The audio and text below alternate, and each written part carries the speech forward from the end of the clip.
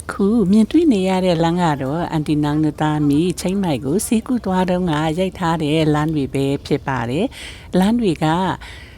ကြည့်ရတာနဲ့ကိုစိတ်ထဲမှာ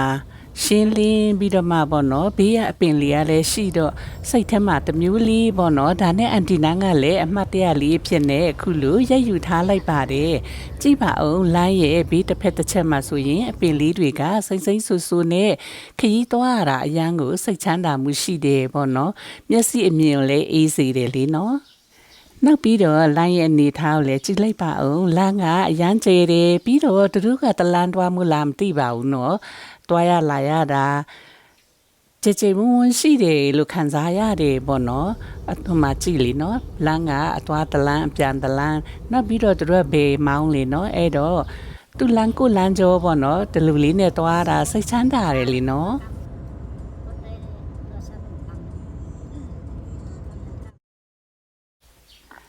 လမ်းကိုလှုပ်ထားတဲ့ပုံစံကလည်းကြည်အောင်လေစိတ်ထဲမှာပျော်တလူလူကြီးပေါ့နော်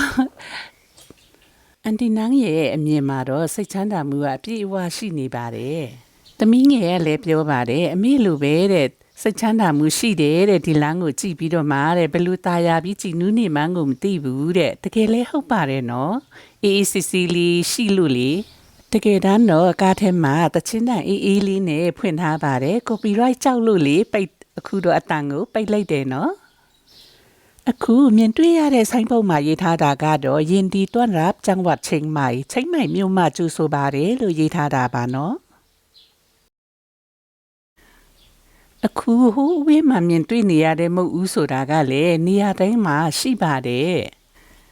ဒါကလည်းထူးခြားမှုတစ်ခုပါပဲနော်ဟိုအရှိကအပေါ်မှာမြင်တွေ့နေရတဲ့ဆိုင်းပုတ်ဘယ်ဖက်ဆိုင်ပုတ်ကတော့ dry skate ကိုတွားမယ်ဆိုင်ပုတ်ပါတက်တက်တွားရင်တော့ချိန်မိုက်ကိုတွားတဲ့လမ်းလို့ရည်ညွှန်းထားပါတယ်နော်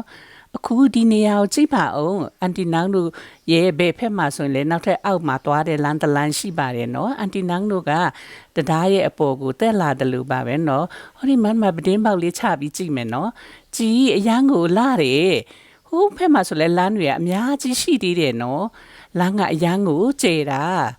သူလမ်းကိုလမ်းနဲ့မရှုပ်ဘူးတလို့လို့ပဲနော်ကြည်ရတာလေလမ်းကျော်ရှင်းနေအခုတော့မြို့ထဲကိုရောက်လာပါပြီဒီနေရာကတော့ဆန်ဆိုင်လို့ခေါ်ပါတယ်နော်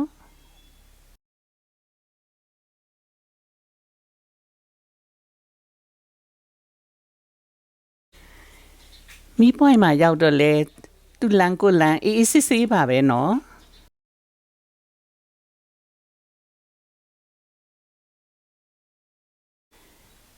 တကယ်တမ်းတော့မဲဆိုင်ကနေဒီချိန်မိုက်ကိုလာမယ်ဆိုလို့ရှိရင်အနည်းဆုံး4နာရီခွဲ5နာရီလောက်ကြာပါတယ်လို့နော်အခုကလမ်းကဖြောင့်ဖြူးနေပြီးတော့မှตายာနေတော့လေဘယ်လောက်ကြာလိုက်မှန်းတော့မသိလိုက်ပါဘူးနော်ပြင်းတော့မပြင်းအောင်လို့ပဲပြောရမှာပေါ့နော်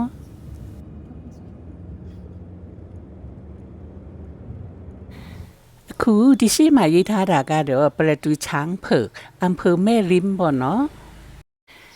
လမ်းကကျဲလဲကျဲတယ်နောက်ပြီးတော့တလန်းသွားစနစ်ဆိုတော့လေမျက်စိမနှောက်ဘူးပေါ့နော်သွားရလာရတာရှင်းရှင်းလေးရှိနေပါတယ်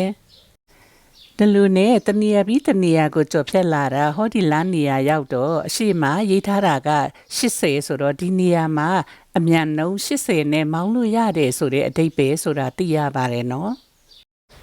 အခုဒီလန်ခရီအလားလေးတွေကိုရိုက်ပြီးတော့မှမှတ်တမ်းလုပ်ထားတယ်ဆိုတာလေအန်တီနာငတ်တွေအမှတ်တရရှိစေဖို့ပါပဲနော်ဟောဒီလန်ခရီကိုရောက်ဖူးတဲ့သူတွေအတွက်လဲယူအီနေအောင်ရောက်ဖူးကြမှာပဲနော်မရောက်ဖူးတဲ့သူတွေအတွက်ကတော့အန်တီနာနဲ့အတူဒီခရီလန်ကိုအတူတူသွားတယ်လို့တပေါ်ထားပြီးတော့မှကြည့်ရှုပေးကြပါနော်